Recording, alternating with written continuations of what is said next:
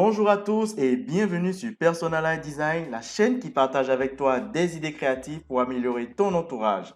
Qui aurait imaginé que sur une petite carte électronique, on pourrait embarquer un ordinateur? Et oui, tu l'as bien entendu, cette petite carte électronique que tu vois actuellement, provenant de la famille des Raspberry Pi, est en fait un ordinateur entièrement fonctionnel qui te permet de faire tout ce que tu aurais pu faire avec un ordinateur et cela à moindre coût. Pour la petite histoire, la famille des Raspberry Pi est née de l'ambition de pouvoir appuyer l'éducation informatique dans le monde de façon plus pratique. Et du coup, toute personne peut désormais pratiquer les notions théoriques qu'il a reçues en informatique grâce à cet outil.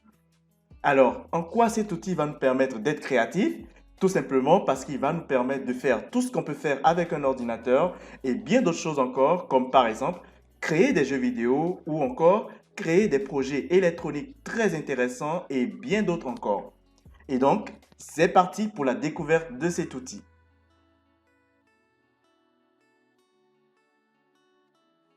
Alors, comme je l'ai mentionné dès le début de cette vidéo, les modèles Raspberry Pi sont des ordinateurs miniatures de la taille d'une carte de crédit, comme tu le vois sur l'image actuellement, et que tu peux obtenir à moindre coût.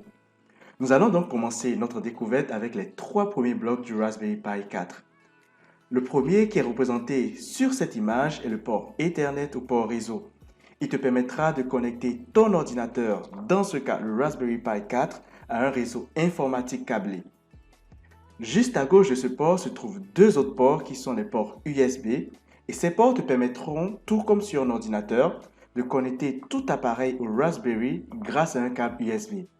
Le port avec la couleur bleue est ce qu'on appelle un port USB 3.0 qui est un port beaucoup plus rapide en termes de transfert de données contrairement au port USB 2.0 avec la couleur noire. Juste au-dessus de ces ports USB se trouve une prise audiovisuelle et grâce à cette prise, tu pourras y brancher tes écouteurs ou ton haut-parleur. Cette prise également délivre un signal vidéo et du coup, tu pourras y connecter un écran ou un projecteur grâce à un câble adapté. Juste à côté de cette prise se trouve un connecteur muni d'un rabat noir que tu peux tirer vers le haut et tu pourras y insérer le Raspberry Pi Camera Module que l'on découvrira plus tard. Juste à côté de ce connecteur se trouvent deux ports HDMI sur lesquels tu peux connecter un ou deux dispositifs d'affichage comme par exemple ta télévision, ton ordinateur ou même un projecteur. Juste à gauche de ces ports se trouve un autre connecteur qui est le port d'alimentation. Et grâce à un câble USB de type C, tu pourras démarrer ton ordinateur. Tu peux également te servir de ton chargeur de téléphone mobile, mais en t'assurant que ce dernier délivre bien les 5 volts recommandés par la carte électronique.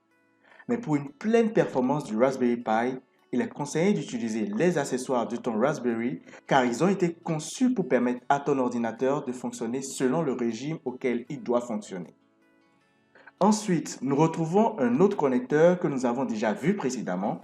Ici, il s'agit principalement d'un connecteur d'affichage qui a été conçu spécialement pour fonctionner avec un écran tactile Raspberry Pi. Sur la partie supérieure, tu trouveras un bloc de broches qu'on appelle les connecteurs GPIO, General Purpose Input-Output.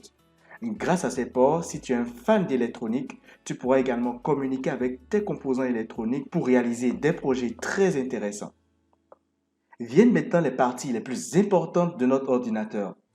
Celui-ci, c'est le module radio qui permettra à ton Raspberry Pi de communiquer en mode sans fil avec d'autres appareils, donc via une connexion Bluetooth ou Wi-Fi. Juste à droite de ce module se trouve le cœur même du Raspberry, le processeur, un système sur carte, et c'est lui qui agira comme un manager pour gérer l'affichage et l'ensemble des actions que tu demanderas à ton Raspberry.